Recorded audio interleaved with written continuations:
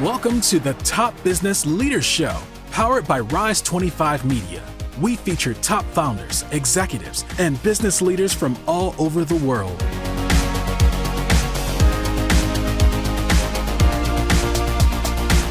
Chad Franson here, co-host of the Top Business Leaders Show, where we feature CEOs, entrepreneurs, and top leaders in the business world. This episode is brought to you by Rise 25. We help B2B businesses reach their dream relationships and connect with more clients, referrals, and strategic partnerships, and get ROI through Done For You podcasts. If you have a B2B business and want to build great relationships, there's no better way to do it than to profile the people and companies you admire on your podcast. If you have a B2B business and want to build great relationships, go to rise25.com to learn more, or email us at support@rise25media.com. William Vablais is a serial entrepreneur living at the bleeding edge of technology. He's also a developer evangelist for disruptive technology, and in this case, paradigm shifts on how people will move files between each other. William, thanks so much for joining me today. How are you? Very well, thank you, Chad. Very nice to be on the show. So thank you for this opportunity. Hey, I think fairly recently you have launched a company called FlowingEdge. Can you tell me about it and what you guys do? Yes, it's very exciting, actually. FlowingEdge, by the very name, flows data around the edge of the internet. It doesn't use clouds for sending data back and forth. So what we did, we looked at a problem about a year ago as to how moving large files is such a pain in the ass. You know, basically, every time you want to send something, everyone gets bitten by the same problem, which is, you know, how do you send a file attachment on email? If it's over 25 megabytes, it never gets to its destination, right? You've probably come across that, and then spend the next 2 or 3 hours trying to chop it up into little pieces, right?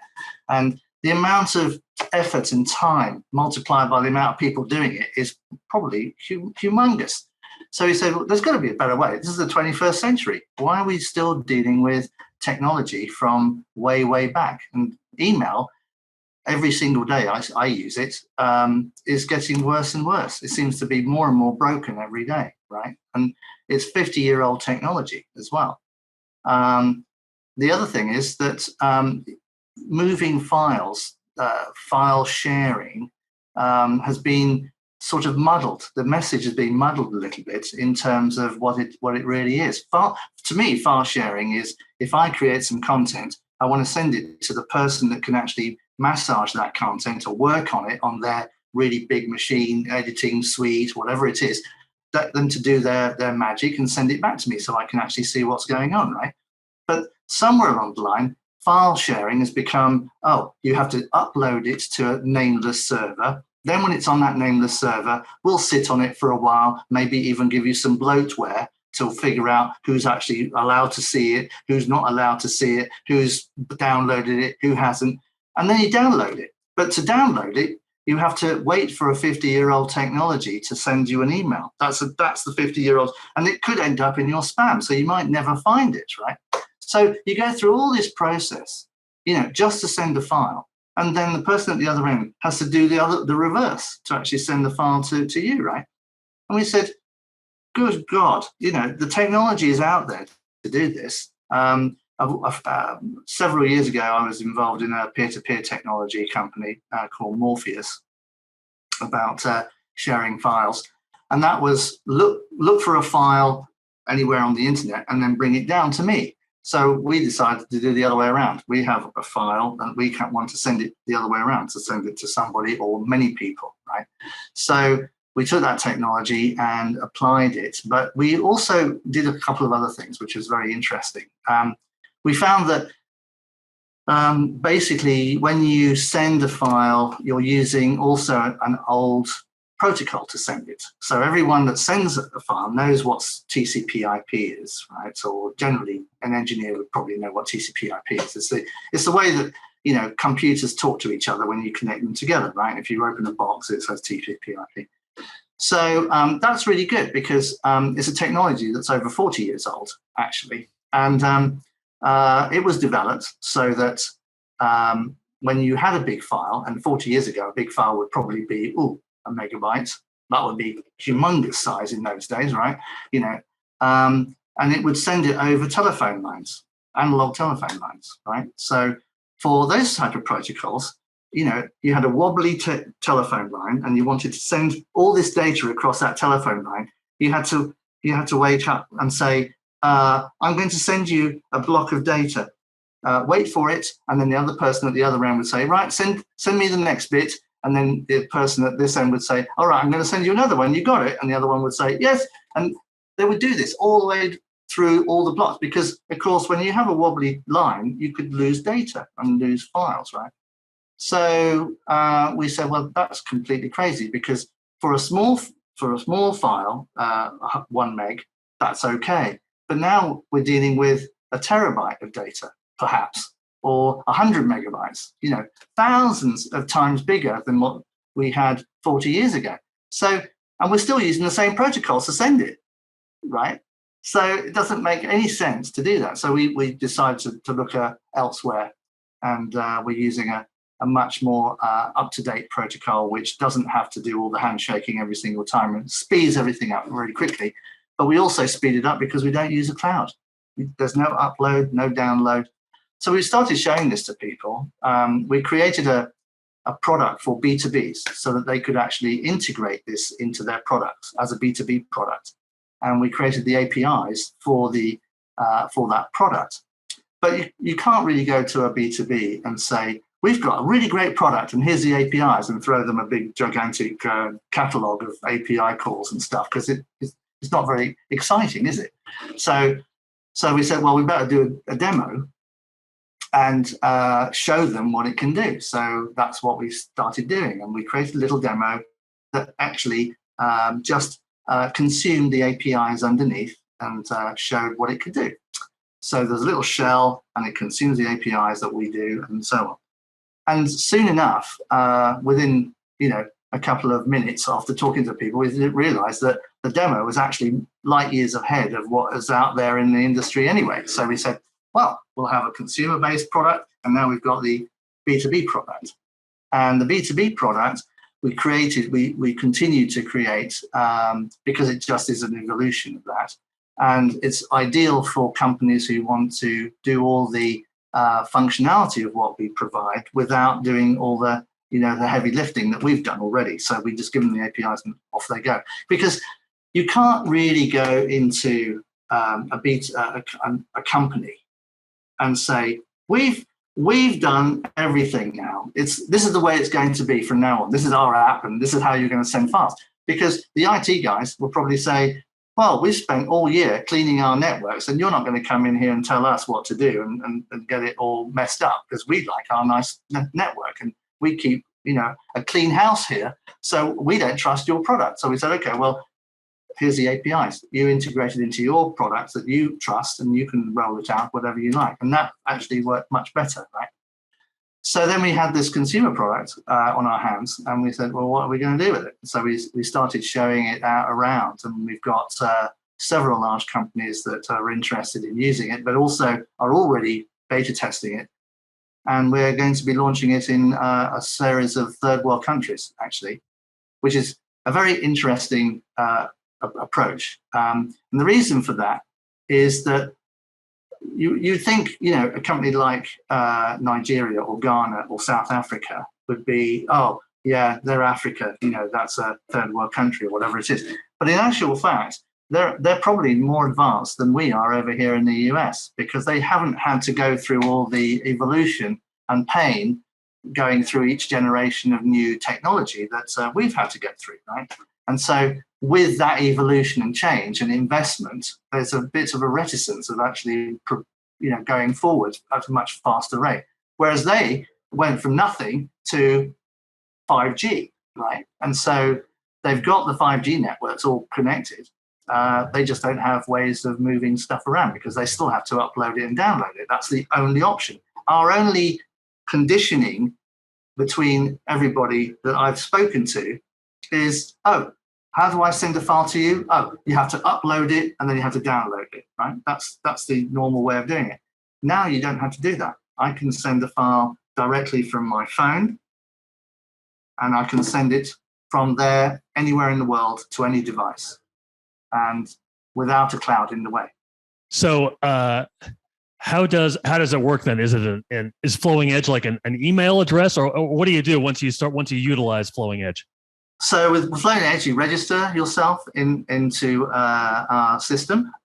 It creates a username and a password, and then you can download the app. You download the app, and then on each device, the app is registered and actually creates its own public encryption key, and then it knows. It's similar to when you're going onto a TV set and you want to stream Netflix, and you go to your website and you log on, and on your TV it comes up with a number on there, right?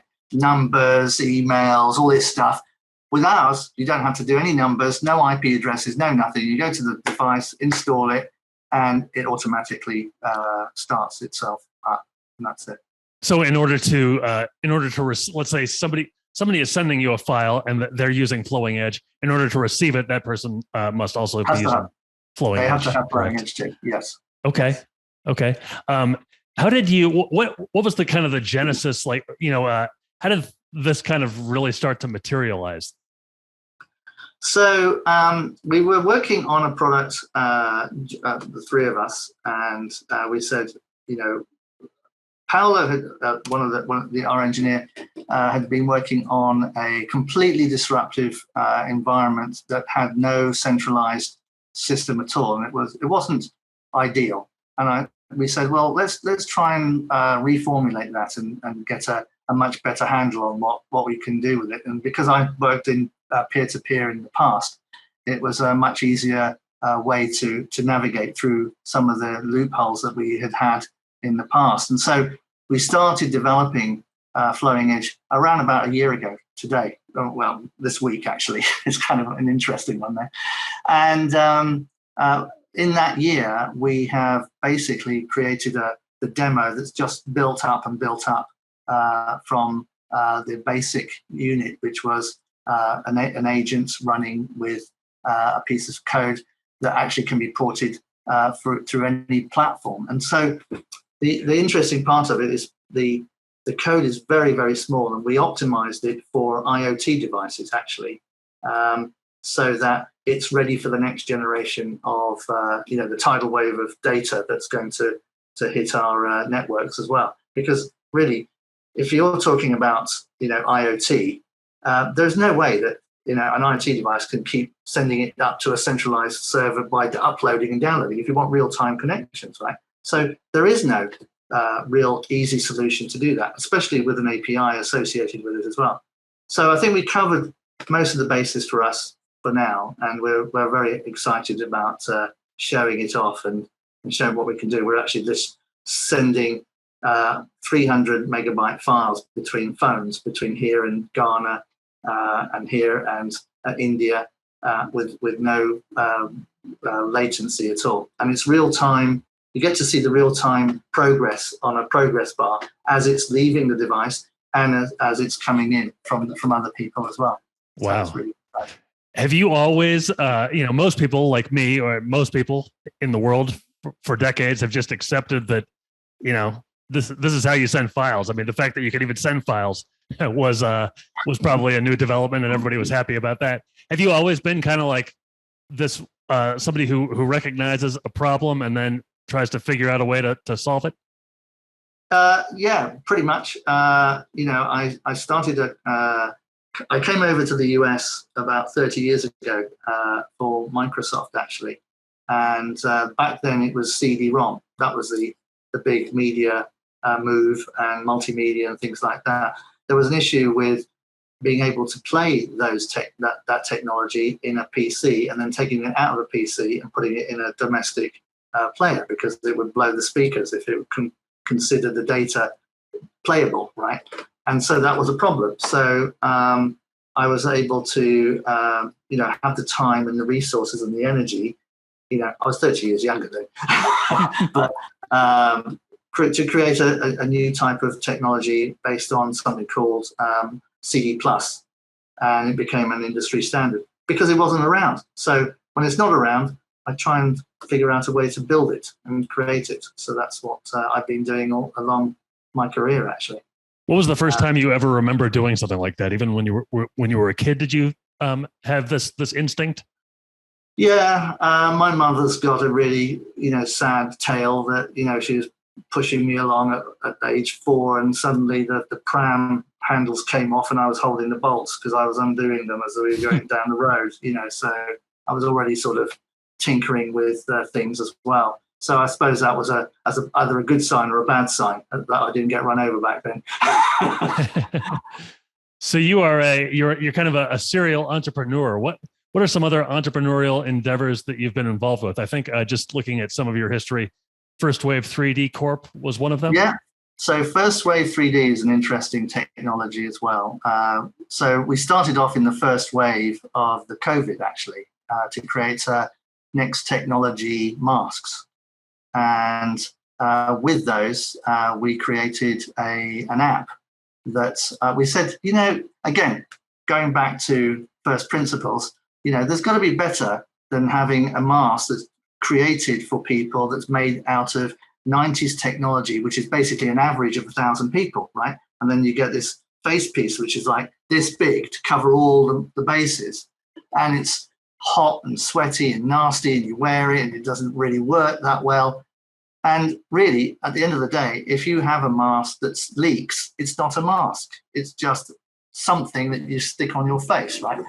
So we said, okay, there's got to be a better way of doing this. So we created an app.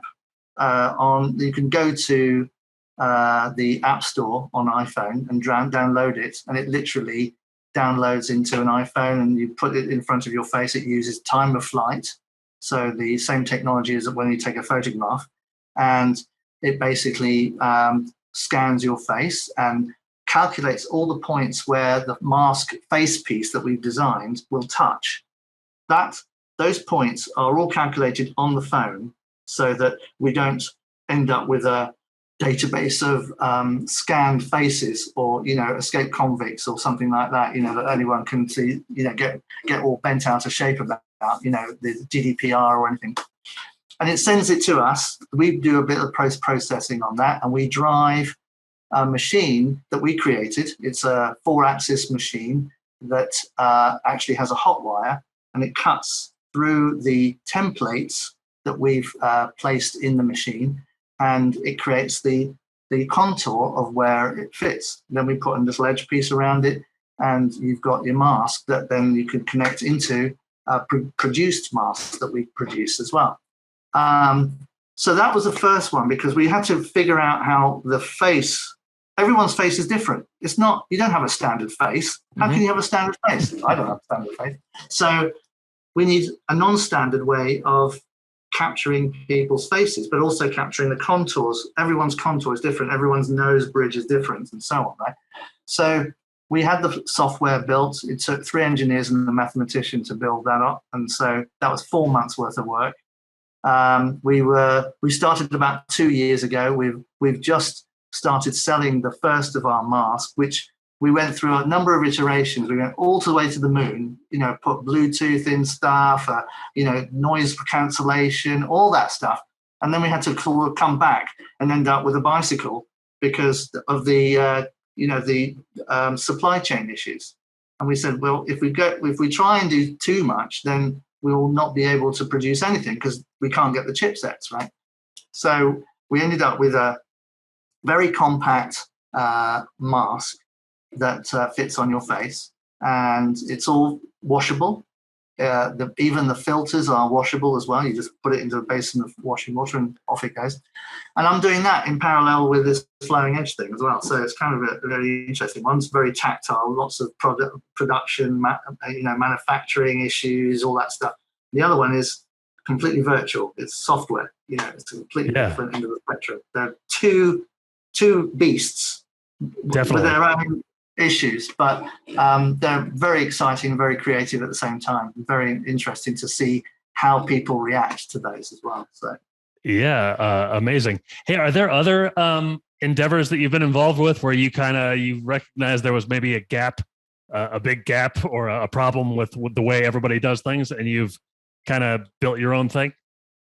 There's a whole bunch of ones where we did the peer-to-peer technologies back then when Napster got shut down, and then we came up with a way to send and receive files and share them around. That was a peer-to-peer that we got into very early on. I ran something called Morpheus on that. More recently, I've been working with a really great company based on in Greece, actually.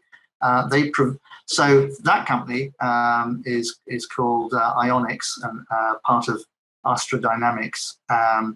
They're interesting because throughout the 90s, if you had gone into a reception area of a building of any company, right behind the receptionist would have been a wall full of little flashy lights, and that's where all the wires came to their extensions, right? And if you had to have an extension put in, you'd have to call an engineer, and they would come out and they would charge you at least $1,000, just to look at it. It's like it's more expensive than plumbing, really. And then they would have an extension put in, right? And so that's where all the technology of the day would end up, right, in this big patch panel box thing.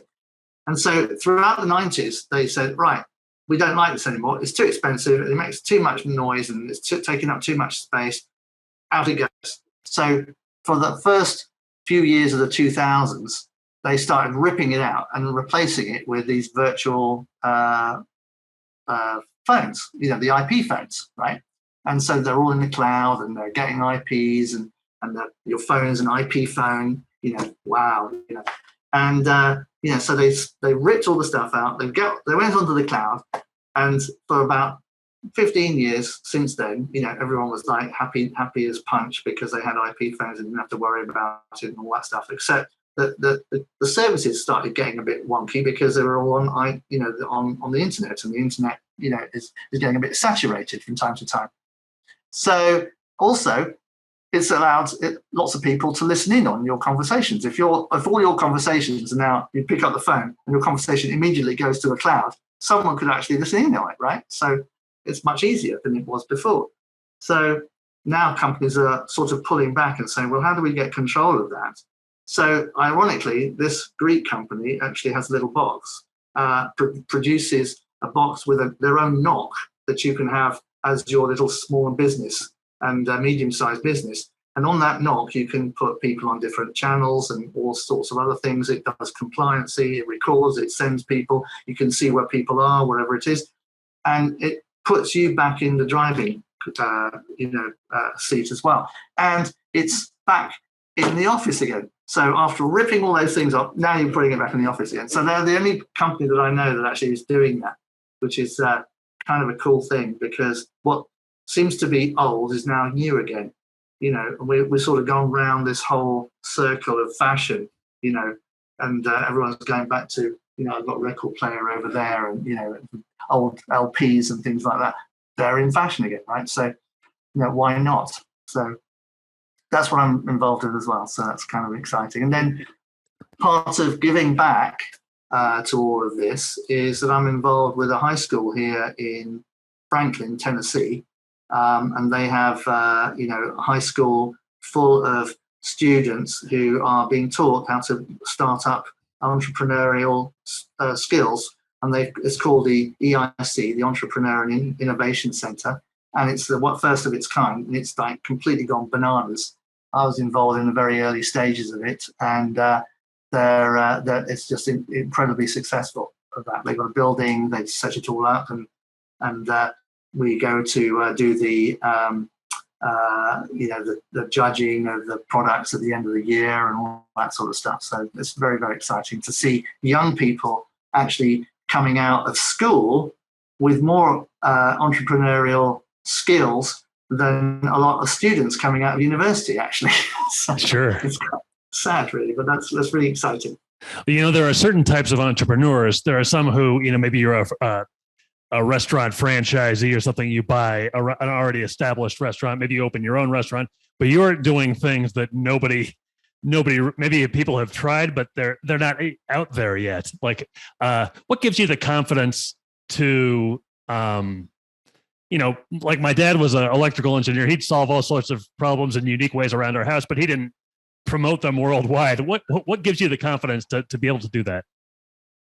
Well, I can't say that it's just me. So the confidence really is based around the people you bring up to the table and around you. Surround yourself with really good people, and you can't really go far wrong with that. Good engineers, good salespeople, good marketing people, whatever it takes. Because I don't have all the answers. I can only sort of guide people. I can't be arrogant to think that it's me. I'm doing that. I can have a say in something, and I often get shot down, right? If someone can't come up with a good reason for my idea, then they'll do it, But if they can come up with a better one, then we go with the better one, right? So it's all about listening, actually. As you get older, you sort of tend to listen a little bit longer because you're not running around as fast. So basically, the sound waves can actually get to you quicker, before you've actually gone to the next stage. And so that's helped a lot. And I've got phenomenal world-class people around me doing what we're doing. I mean, we couldn't have done it in a large organization, actually. The other thing, because I have a small team and I'm part of a small team, we're not bogged down with, corporate culture or corporate this or, who's going to have we always have the discussions about how would this project look in a large company, because all of us have been in large corporations, right? And we're sort of having these conversations about, this probably gets bogged down in what color they're going to paint it before they've actually designed it, or, who's going to manage it, on the post-sale support before it's actually been manufactured or things like that. So you've got so many moving parts and so many agendas in a large corporation that we're not affected by that when you're small and nimble, right? And so that also gives me a lot of confidence as well. And the other thing is, no one's written the manual on these. That's a good thing about it. No one can say, well, you're doing it wrong because no one's done it before. So it's kind of a nice place to be, really. So that's kind of what I like about it. Have you ever had any ideas that you were certain they would work, but maybe your team or whatever told you not to, or you just couldn't figure out how to get it going? And maybe what were some of those ideas, if there were any? Oh gosh, plenty of those, but none of them come to mind right now. Very early on, we had lots of ideas about, having a different UI or something like that. And after having lots of conversations with users, actually, they generally cut through, all the, the belief that you're doing it so right, and then they come and shoot you down in like a second because they say, but have you thought about this? And then you think, oh, I didn't think about that at all, the way that it would be. And then just looking at users in general, the way that they operate and they would use a product, it certainly opens your eyes in the way that a product is used and downloaded, for example. First of all, very few people that I know want to read a manual. Right, so they're more likely to follow a video set of instructions, right? So we have to do all that. And then you think that someone's going to go through the process and they fall off the edge of the cliff because they didn't see an email coming in or something like that needed to be verified or whatever it was. So those types of things, you have to keep blocking and filling the holes in as you go along, backfilling it all. So that's very exciting too. But products that I've come across that I thought, oh, this is going to be a really good idea. Yes, probably quite a lot, but I can't really say on the air because they probably wouldn't be good to talk about. Okay, understandable. Hey, so what are some of your goals with FlowingEdge then moving forward? Oh gosh, well. FlowingEdge has got the ability to be a paradigm shift on how people get to send files. When you don't have any limits on the file system, right? You can send literally any file you want. You can send the entire Atlantic Ocean through it, except you've got a little straw to send it through. So it'll take a bit of a long time, but there's no limit on what you can send through. That opens up, all sorts of possibilities, right? So now you can send, instead of sending, on TikTok or some of these other social media sites where, you're limited to a certain size or 3 minutes, or it's a grainy, text message video that you've been sent by someone, you can't even see what it's doing. It's like a bunch of pixels dancing around. You've gone back to the 70s or something. Now you can send them 4K resolution, full video of someone's wedding for an hour, because it takes 150, 200 megabytes, right? And you can send that easy, or between phones, between devices. We're seeing engineers now sending, architectural drawings, 3D prints of, large devices or large parts to actually print that couldn't be sent normally. They're all being sent through FlowingEdge because it's dead easy. You literally, if you can select a file, you know how to select a file, you know how to drag it, and you know how to drop it, you're good to go. Okay, That's it. Great. And our way of seeing this is to see everybody use it. We want as many people to use it as possible. We've dropped we've got a price which is very disruptive. So instead of paying a monthly cost, it's a 1 year cost for $30, $29.95 for the whole year. All you can eat, all you can send, whatever you want to do. And I think that's a pretty reasonable approach to take. It basically puts file sharing or file delivery in the rearview mirror. You don't have to worry about it anymore. You don't have to spend time chopping up files anymore. It's just really easy to use. How do you overcome the necessity to have two ends in terms of the sending and receiving? But you put two ends anyway, right? When you buy a product these days, and you need to have if you say, well, I like Google, a browser or something, or you have another product, you're going to download it anyway, because it doesn't come naturally on the system. So I don't think that's going to be a barrier, really. I mean, when you see that such benefits of it, and it literally takes 2 minutes to install, then I don't see that that's the barrier. The barrier to me will be more people trying to get their head around the fact that it's limitless file storage. Oh, you mean I can send anything I like? Oh, yes, you can. Oh, I don't have to upload it? No. I don't have to wait for a verification email? No. I don't have ads thrust in my face when I'm sending it? No. So all those things lead to ease of use, and it just makes it easy to send. Yeah. Wow. Yeah. Sounds great. How can people find out more about it? I have one more question after this, but how can people find out more about FlowingEdge? So we have a website. It's called flowingedge.com, and you can register on that and enjoy using it.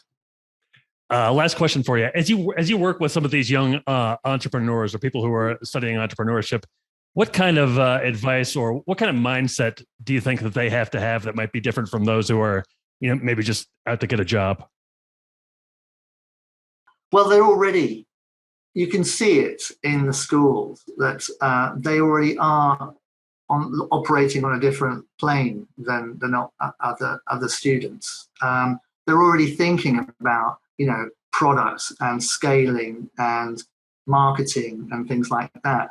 And, they wouldn't have come to the Entrepreneur Innovation Center without that backing and without that thrust of ambition as well. They know what they want, and they're going to get it, and they're going to be the next generation of entrepreneurs. There's no question about that. In fact, I'm going to be meeting with them tomorrow. So students who have already graduated, right? They're already on their way to college. They're still in the Innovation Center over the summer working on products so that they can get it ready to when they can sell it to the students in university. Now that's pretty innovative already, and that's pretty ambitious as well. So pretty cool. to see that, just because it's a new, new way of doing things doesn't mean that it's not available to everybody to use. So they take the technology and they run with it, and it's just fantastic to watch. Very exciting. Yeah, it sounds like it. Hey, William, it's been great to talk to you. I really appreciate your time today. It's been great hearing your thoughts, your insights, your journey, and what you're working on now. Thank you so much. And thank you. It's been fantastic to be on here. Thank you very much. So long, everybody. Thanks for listening to the Top Business Leaders Show, powered by Rise 25. Visit rise25.com to check out more episodes of the show and to learn more about how you can start your own podcast.